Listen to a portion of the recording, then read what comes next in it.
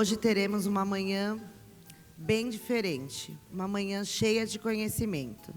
Vamos receber o Dr. José Salomão Schwartzman, neuropediatra, formado na Escola Paulista de Medicina da Universidade Federal de São Paulo, especializou-se em neurologia infantil em Londres e é professor titular de pós-graduação em distúrbios do desenvolvimento na Universidade Presbiteriana Mackenzie. Professor, seja bem-vindo.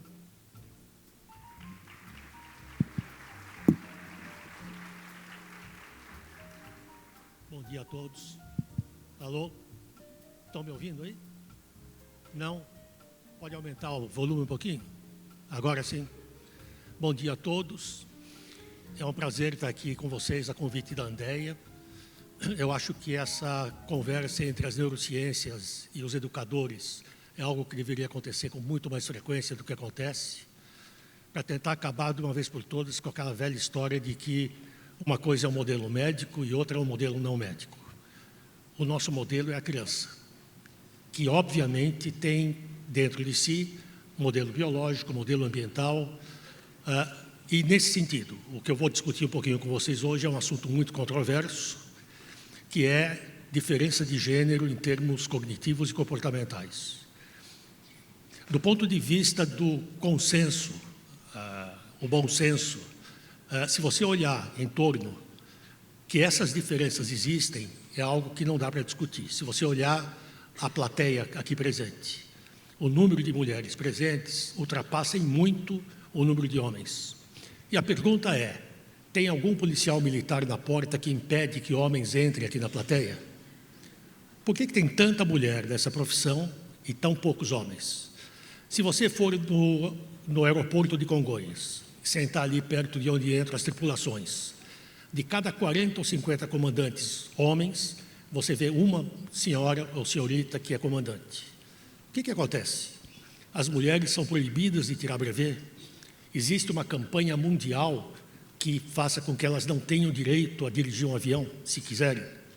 Quando você olha profissões, a diferença da presença de sexo masculino e feminino em algumas delas é de tal ordem, e aí você começa a questionar se isto é biológico, se é cultural, quando na verdade isso não importa. O que importa, quer dizer, eu vou trazer para vocês alguns dados que mostram que existe um componente biológico, sim, mas sem deixar de levar em conta a grande importância do ambiente na determinação da nossa forma final de proceder. Se você olhar nos seus alunos, na sala de aula, quem são os hiperativos, quem são os que não obedecem, quem são os que têm letra feia? São os meninos. Porque eles fazem isso de propósito para te irritar? Será que existe alguma coisa mais profunda que faz com que eles sejam diferentes?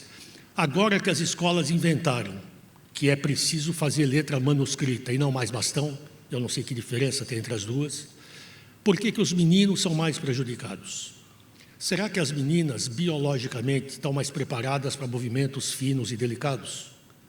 E se isso for verdade? Eu não tenho que levar isso em consideração no momento em que se fala tanto sobre preservar as diferenças. Não reconhecer as diferenças talvez seja a pior forma de preconceito. Se houverem essas diferenças, é importante que a pedagogia se aproprie delas e que tente criar uma solução, que a gente ainda não tem, mas que a gente pode começar a discutir de forma mais frequente.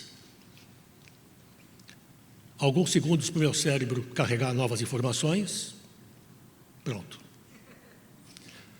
Algumas diferenças são óbvias, são evidentes. Diferenças anatômicas ninguém discute, porque elas estão na cara, elas são indiscutíveis e tornam muito facilmente a diferença de gênero. Dados recentes, eu estou falando de 2014 para cá, a literatura mundial tem insistido cada vez mais que existem diferenças fisiológicas fundamentais, não só em termos corporais. Funções reprodutivas, funções cardiovasculares, respiratórias, musculoesqueléticas, neurológicas, renais e, por consequência, uma função diferenciada entre homens e mulheres, entre meninos e meninas. Se vocês forem ver jornais leigos e jornais científicos, nas últimas décadas o número de trabalhos que insiste na discussão sobre diferença de gênero está cada vez maior. Uma coisa que é importante levar em conta, que não tem sido levada em conta até agora, vocês devem saber que a maioria dos trabalhos que os laboratórios fazem para testar novas drogas e substâncias são feitos com ratos machos.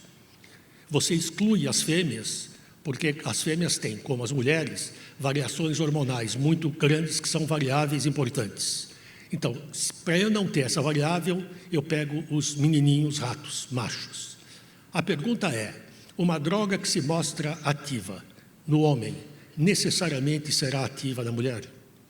Uma droga que não causa efeito colateral no ratinho macho, também será isenta de riscos numa ratinha fêmea? E hoje, cada vez mais, se exige que você leve isso em conta em trabalho experimental de laboratório. Eu não vou entrar em detalhes, a literatura está cheia disso, mas tem uma série de dados mostrando variações entre homens e mulheres, como está no slide. Humor, função cognitiva, regulação da pressão sanguínea, coordenação motora, dor, sensibilidade a várias drogas e coisas tão simples do cotidiano como termorregulação. Quem é que liga o ar-condicionado à noite? É o teu marido. Quem é que desliga? É você. Porque nós temos formas muito diferentes de lidar, inclusive com coisas tão básicas quanto esta.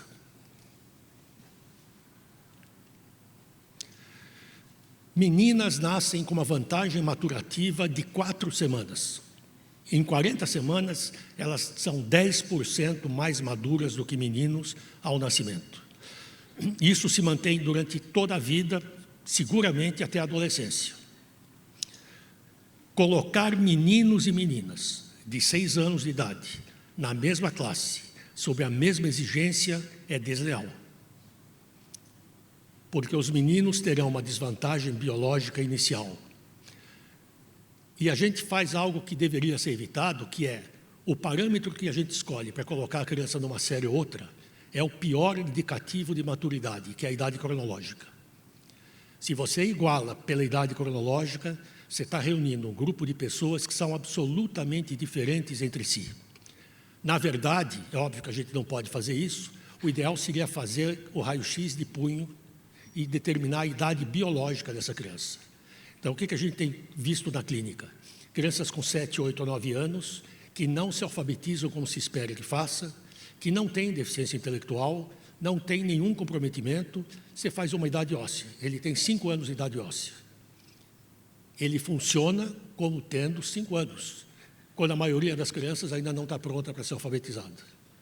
Óbvio que algumas dessas coisas são difíceis de você levar em conta, mas pelo menos que a gente conheça que elas existem. Se você quiser errar menos a seleção das classes, diz um autor que você erra menos se você dividir por altura do que dividir por idade. Então, em vez de você perguntar quantos anos você tem, quanto você mede? E se você colocar os que medem mais ou menos a mesma coisa, é provável que você tenha um grupo menos heterogêneo do que o outro. Isso acontece desde o período fetal. O início da gravidez, ou desde o início da gravidez, essa diferença de maturação já é bastante evidente. Só para citar um exemplo, controle esfincteriano. Meninas têm controle esfincteriano muito antes do que os meninos, em média, e muito mais facilmente.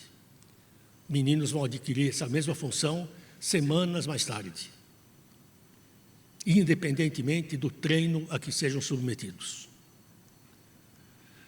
Então, em todas as fases de controle esfincteriano, isso acontece claramente. Quem tem filho e filha deve ter vivido essa experiência de forma muito evidente. Como deve ter experimentado também o fato de que a menina habitualmente fala antes do que o menino, fala melhor e nunca mais cala a boca. Atividades motoras. Basta olhar o recreio da escola. Meninos preferem bola, carro, roda, atuam sozinhos, disputam lugar na base da pancada. Meninas estão juntas, tendo atividades sociais, jogos simbólicos que já tem a ver com maternagem, etc. e tal. E aí quem diga, bom, claro, menino brinca com bola Porque quando nasceu um menino, o que ele ganha de presente? Uma bola. E a menina ganha a boneca? Essa explicação seria difícil de manter nesses bichinhos aqui. Macaquinhos machos preferem bolas, rodas e carrinhos. Macaquinhas fêmeas preferem bicho de pelúcia. E não há nenhuma coerção cultural que eu saiba que faça com que eles prefiram um ou outro. Então, parece que isso está realmente ligado a fatores pré-natais, pelo menos em parte. Obviamente que o que vai acontecer com o ambiente vai favorecer ou não esse tipo de coisa. Mas existe, eu acredito, uma condição de base biológica subjacente a isto.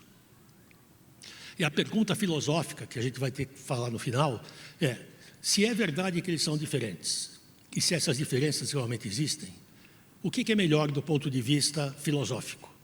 Treinar os meninos naquilo que eles não são bons, para competir com as meninas, ou respeitar as diferenças individuais, adaptando currículos, exigências, etc., a essas diferenças que existem, por mais que a gente não queira reconhecê-las. Desempenho escolar e gênero, aqui vocês têm número de trabalhos publicados na literatura mundial, de 1994 até 2006, quando acabou essa pesquisa. Isso continua aumentando. Então, não é algo novo, é algo que vem de algumas décadas, mas que vem se acentuando claramente cada vez mais.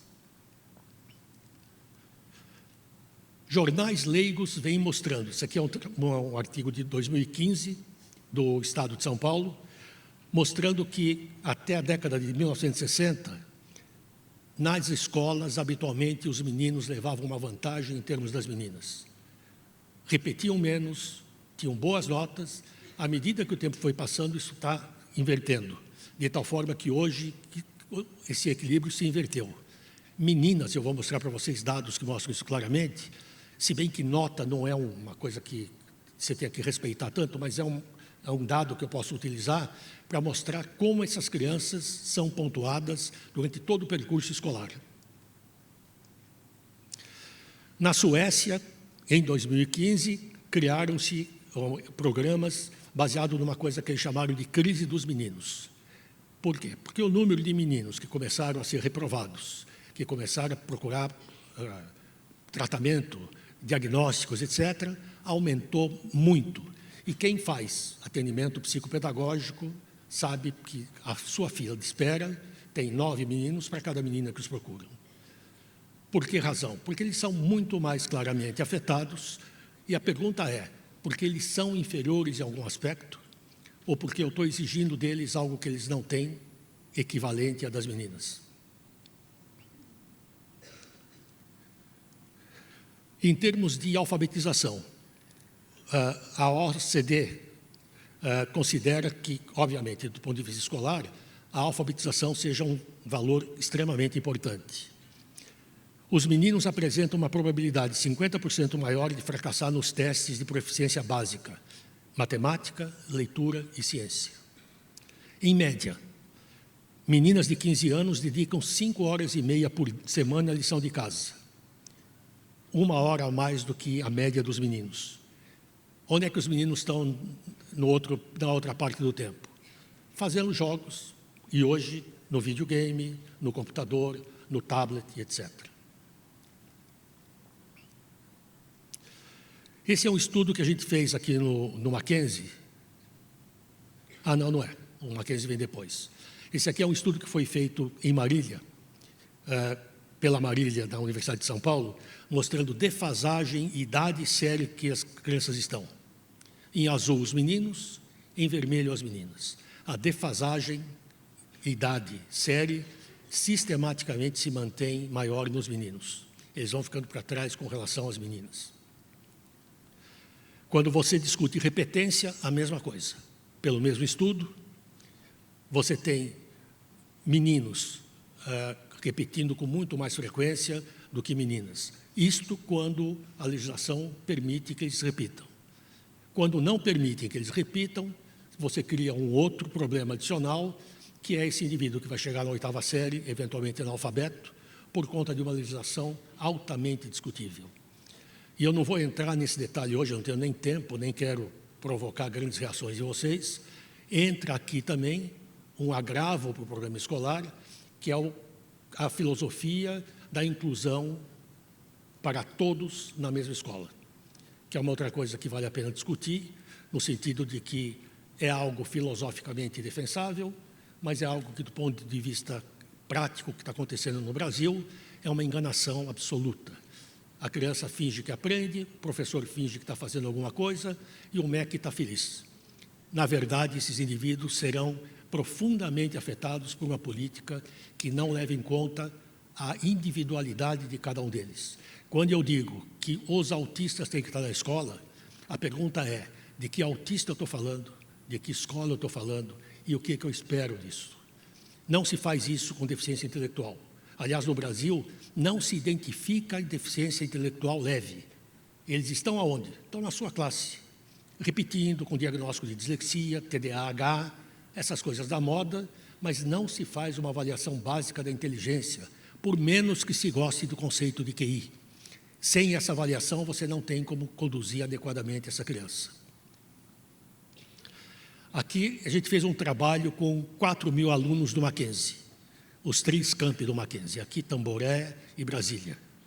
E o que vocês veem é meninos e meninas, notas de português, nota média de português,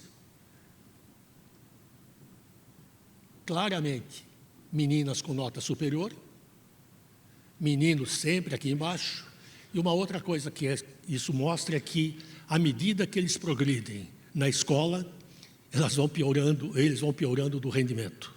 Então, a pergunta é: o quanto a escola contemporânea consegue piorar o rendimento desses caras? Fica aí uma dúvida, no sentido de que isso é uma coisa que tem sido repetido em vários estudos que têm sido feitos.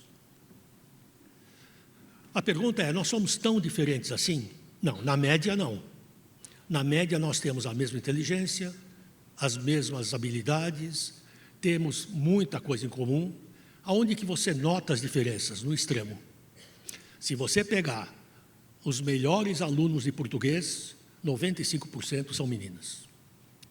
Se eu pegar meninos numa determinada atividade esportiva, ainda que meninos e meninas tenham o mesmo treino, meninos são, na extremidade, muito melhores.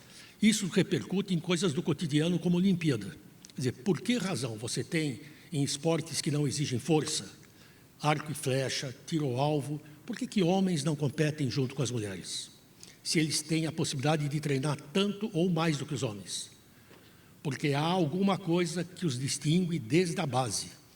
Com o mesmo treino, vou lhes mostrar um trabalho que mostra isso, a performance melhora à medida que o indivíduo treina, mas persiste uma diferença de base em algumas habilidades básicas.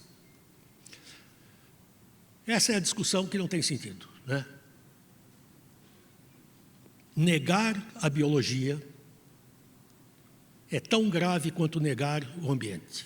O ambiente tem os fatores que a gente chama de epigenéticos. Eles modificam as funções dos genes. E os genes modificam a forma como você se comporta também.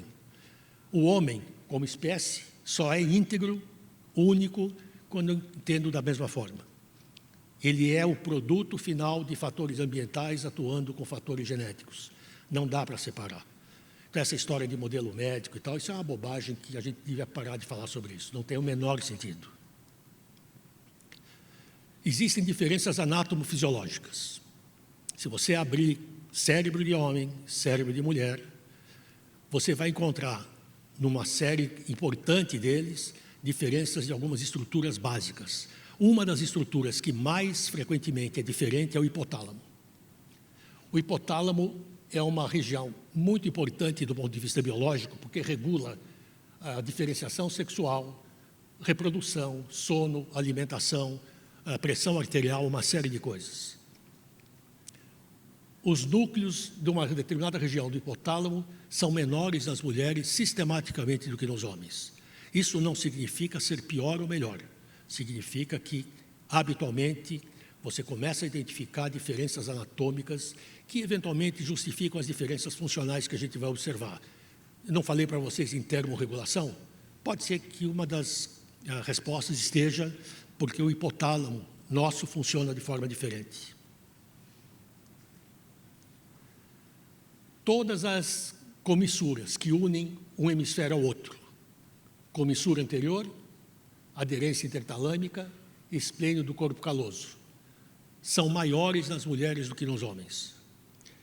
Se a conexão entre o cérebro direito e esquerdo é maior, a pergunta é: será que o cérebro feminino funciona muito mais harmonicamente, os dois ao mesmo tempo, numa série de funções, do que acontece no homem?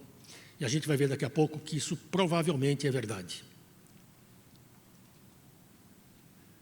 Todas essas comissuras são maiores nas mulheres. Em 75% dos casos, essa região do lobo temporal, que é responsável por funções da linguagem, é assimétrica. Ela é maior no lado esquerdo do que no lado direito, em 75% dos casos.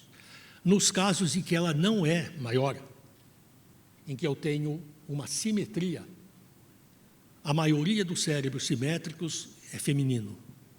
A imensa maioria dos cérebros masculinos é assimétrica. Se vocês consideram que essa região tem muito a ver com a linguagem, e se a gente sabe que meninas falam antes, que mulheres falam melhor, que são muito melhores em português habitualmente do que homem, será que essa não é a resposta? Vocês utilizam os dois lados do cérebro para falar. A pergunta é: o que vocês perdem com isso? Está claro? Se você está ocupando uma área do hemisfério direito para falar, que área você está perdendo? Porque o espaço é finito, não tem como... É um HD que tem um nível de possibilidade. Provavelmente vocês perdem um pouquinho em termos de funções construtivas e visuais e espaciais, que a gente vai ver daqui a pouquinho. Exemplo, só para elucidar o que eu estou querendo dizer. Todo mundo sabe, ou pelo menos todo mundo pensa que sabe, que homens são mais eficientes em ver mapa do que mulher. A senhora não concorda comigo, né? Então, há exceções. Eu sou uma exceção, eu não sei ver mapa, a minha mulher é brilhante nisso. Mas, em média, um casal perdido no mundo é: você na Europa, alugou um carro, o homem dirige e a mulher está com o mapa. A mulher não entende nada do mapa e o homem não pergunta. E vocês vão ficar girando pelas cidades. Por quê? Porque o homem não tem essa facilidade de perguntar as coisas. Eu não sei se é porque não quer se mostrar mais fraco, mas a gente não pergunta. Enfim, seria melhor trocar os papéis nesse sentido, né? Padrão de ativação. O que é isso? É um exame em que eu tenho a possibilidade de, em tempo real, ver qual ou quais áreas cerebrais entram em atividade quando eu estou fazendo uma determinada tarefa. E aqui é uma tarefa de audição passiva. O cara está lá na máquina de ressonância magnética funcional e eu vou ler uma série de palavras para ele e falo assim: veja quais rimam ou quais começam com C. Que padrão que a gente observa? No homem, ele é altamente lateralizado para o lado esquerdo. E a mulher? É altamente bilateral. Esse é um exame de uma mulher, numa tarefa de audição passiva. Não há dúvida nenhuma de que vocês ativam habitualmente os dois lados do cérebro para realizar. Essas coisas estão pondo em jogo aquela velha história de hemisfério esquerdo e direito, né? Que a gente aprende na escola e que fica repetindo por aí. Aliás, tem coisas de neurociências que a gente devia parar um pouco antes de repetir o que vem sendo dito há muito tempo. Uma coisa que me irrita profundamente é, como todo mundo sabe, nós usamos 10% do cérebro. 10%, quem fala isso não usa nem 1%. Porque não é possível você imaginar que a cada geração o cérebro está aumentando de tamanho para não ser usado. Que história é essa? Quer dizer, um órgão que não é usado, eu perco. Por que a gente não tem mais rabo hoje? Que, aliás, seria ótimo. Eu podia ter um rabo agora, apontando o laser lá atrás. Faz falta o rabo? Imensamente. Por que não usei? Perdi o rabo. O meu dedinho vai sumir? Sim. Daqui a pouco todo mundo vai ser que nem o Lula, no dedo, só no dedo. Por quê? Porque eu não estou usando. O cérebro está aumentando tanto que, se vocês virem qualquer coisa de ficção científica, o homem do futuro é careca, vejo que eu já estou bem representado, né? E tem uma cabeça enorme, porque o cérebro seguramente vai continuar a se desenvolver. Então não tem nada de 10%, eu uso tudo. E não uso só um para falar, eu uso os dois. E não uso um só para ler, eu uso os dois. Depende do que eu estou falando, do que eu estou lendo, de como é a tarefa. Não existe essa separação tão clara entre hemisfério esquerdo e direito em termos funcionais. Existe alguma diferença, mas não tanto quanto se acreditava. Profissões, aquilo que eu toquei antes, né? A escolha das profissões, em grande medida, se dá porque eu reconheço as minhas dificuldades e habilidades e vou escolher aquilo que eu acho que me faz melhor, ou que eu tenho mais chance de fazer melhor. Homens têm muito mais do que mulheres, tudo isso: dislexia, autismo, paralisia cerebral, deficiência intelectual, TDAH, dificuldades na aprendizagem escolar, só. E mulheres? Desordem de ansiedade, depressão, distimia e Alzheimer. Bem feito, ficaram com Alzheimer pelo menos, né? Vocês acharam que eu saí sem nada. Por que acontece isso? Tem duas explicações plausíveis. A primeira: Deus fez o homem à sua imagem, fez a mulher depois, achou que o homem era tão infinitamente melhor do que a mulher, que lançou uma praga. Você vai ter mais autismo, mais paralisia cerebral. A outra: a quantidade de hormônio masculino que o bebê recebe em útero determina o padrão de cérebro, masculino ou feminino. Há inúmeras evidências de que isso é verdade. Há trabalhos experimentais em animais provando que isso é uma das respostas possíveis.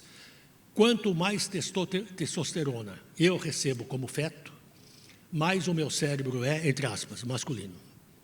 Quanto menos testosterona, ele é feminino. Então, o default biológico é o feminino.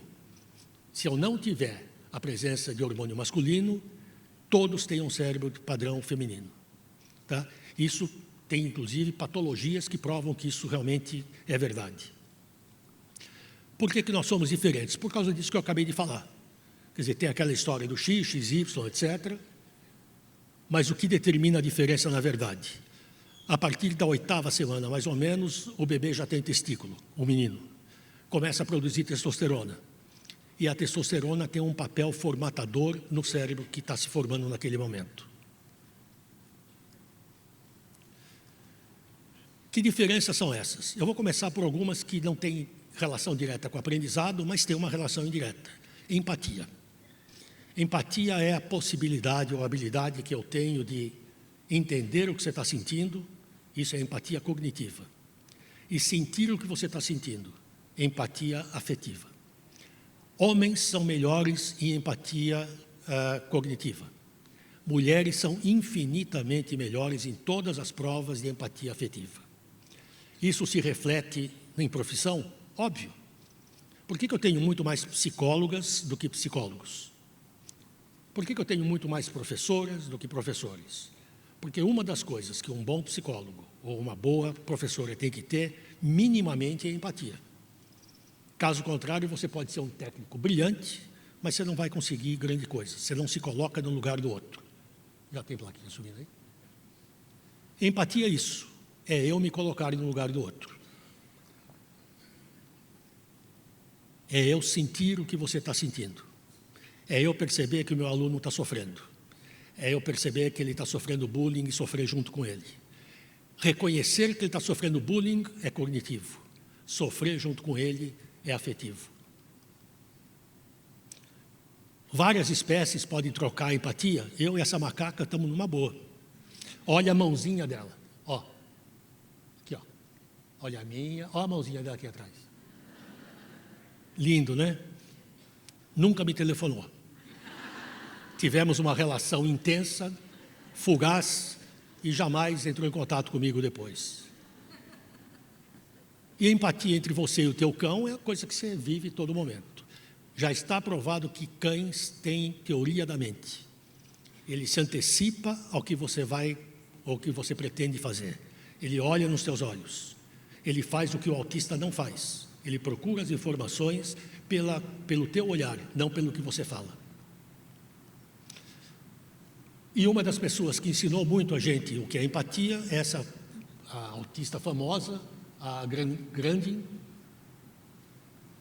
Ela, quando era pequenininha, estava numa roda de amigas, ninguém estava conversando e aparentemente todo mundo se entendendo, menos ela. E ela, como é muito inteligente e tem que achar uma explicação para as coisas, ela pensou, já sei, todo mundo é telepata menos eu. E é verdade. Todos nós aqui, fora os autistas presentes, tem algum autista presente? Que saiba não, né? Nós lemos a mente do outro, tá? Algumas vezes de forma errada, como pode acontecer, mas em geral você pode ter uma boa ideia se o outro está interessado no que você está falando, se você está falando abobrinha e o cara não está nem interessado, você para de falar, você entra numa rodinha, você percebe claramente que assunto que está em moda. Sem empatia você não consegue ter uma vida socialmente aceitável. Mulheres são muito mais empáticas do que homens. Tem um monte de estudo mostrando isso. Esse é um estudo do Baron Cohen, um psicólogo inglês que estuda muito diferença de gênero. Ele fez um teste para padronizar, para quantificar a empatia, e o que ele encontra? Mulheres típicas pontuam aqui em cima, homens típicos pontuam aqui, Asperger pontua aqui.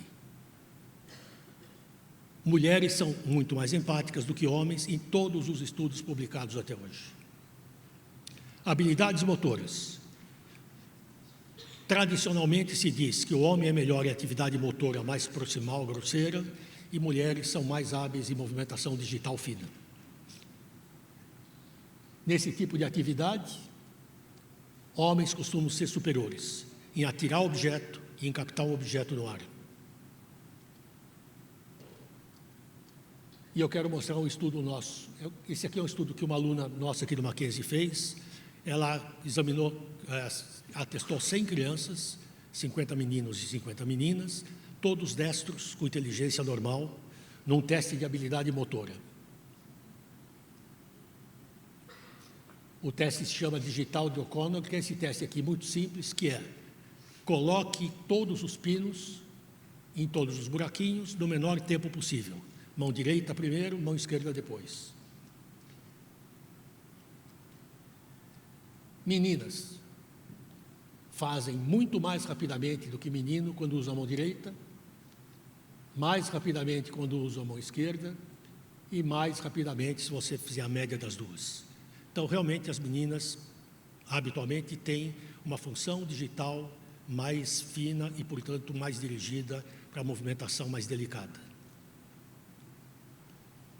Copiar posturas, as mulheres são muito mais eficientes do que os homens nessas duas atividades. Habilidades espaciais é uma outra área em que há muita diferença. Tarefa de rotação espacial. Você pergunta para o indivíduo quais dessas figuras equivalem a essa, sofrendo qualquer rotação no espaço. A resposta correta é essa aqui. Habitualmente, homens são mais capazes de acertar isso do que mulheres. A mesma coisa. Qual ou quais dessas corresponde a essa figura tendo tido uma rotação? E a resposta são essas duas. A mesma coisa aqui. Esse eu vou passar rapidamente. Nesse teste de videogame, em que a cobrinha tem que comer o cara, mulheres e homens disputando, a curva de aprendizado é aqui, ó.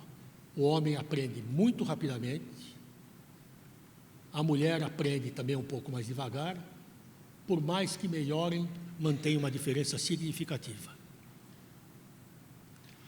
E não só manter uma diferença significativa, como elas atuam com áreas cerebrais diferentes. A mulher atua usando esse equipamento, os homens esse aqui. Então, provavelmente a gente realiza determinadas tarefas de forma diferente, porque utilizamos mecanismos neurais diferentes.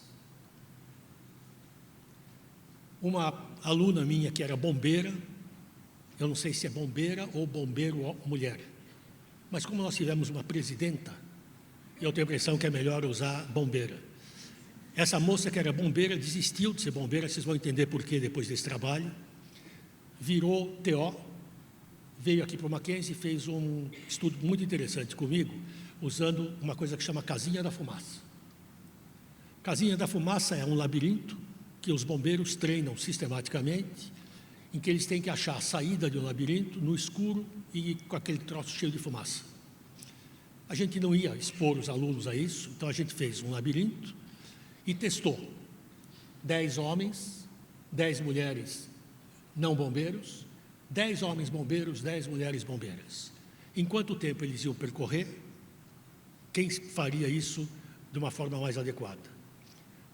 Bombeiros, homens e mulheres desse grupo tinham o mesmo tempo de treinamento. Então, qual é a hipótese que ela levantou? Se tudo aquilo que eu falei até agora for verdade, seria de se esperar que os homens bombeiros fossem melhor, em segundo, as mulheres bombeiras, em terceiro, universitários homens, em quarto, mulheres. Esse é o labirinto que a gente fez, e essa é a resposta. Aqui, em vermelho vivo, em azul aqui, ó, homens bombeiros. Em vermelho vivo, mulheres bombeiras. Em azulzinho, universitários homens. Em vermelho, universitárias mulheres. Todos têm uma curva de aprendizado. Ó, na primeira passagem, para a segunda, terceira, quarta e quinta. Mas ainda que eles aprendam bastante, permanece uma diferença de base. Moral da história: quando a tua casa estiver pegando fogo e você chamar os bombeiros, peça para mandar a equipe masculina. A chance de você sobreviver se vierem só mulheres fica extremamente reduzida. Sai correndo. Isso acontece em rato também. Ratinhos machos aprendem o caminho onde está a comida mais rapidamente do que as meninas ratas. Uma vez aprendido, se eu mudo a forma do labirinto, ou seja, eu mudo a geografia, ratinhos machos se perdem e têm que aprender de novo. Ratinhas fêmeas não se perdem. O rato, ele usa pistas geográficas, a ratinha não. Mas se eu cobrir o labirinto com uma lona, ratinhos machos continuam muito bem, obrigado, e ratinhas fêmeas se perdem. Porque elas não usam pistas geométricas ou geográficas. Elas usam coisas que elas observam, objetos referenciais. O que elas olham? O radinho que está aqui, a janela que está aqui, a cadeira que está aqui. Isso é como nós? É exatamente como nós. Quando eu explico para vocês onde fica o anfiteatro da escola americana, eu vou te dizer, você anda 50 metros, você pega 80, o que vocês vão dizer? Você anda até uma escada e tem uma caixinha verde. Não é lá. Não é lá. Você passa a caixinha verde, anda mais um pouquinho, fica mais ou menos. Usamos pistas referenciais completamente diferentes. E para ir rapidamente, que eu já estou no fim do meu tempo, estudos com testes de atenção concentrada, que a gente fez também com 100 crianças, mostram o que seria de se esperar. Meninas fazem mais rapidamente, erram menos, são muito mais eficientes. Há algumas diferenças entre homens e mulheres que a gente tem que levar em conta. O cérebro da mulher é 10% menor do que o do homem. Em compensação, mulheres têm mais tecido cinzento do que homens em determinadas regiões. Mulheres falam antes, melhor e se mantêm habitualmente melhores em todas as tarefas que incluem linguagem. Homens são muito mais pobres em termos do uso da linguagem, são os que têm mais dislexia, são os que têm mais disgrafia, etc.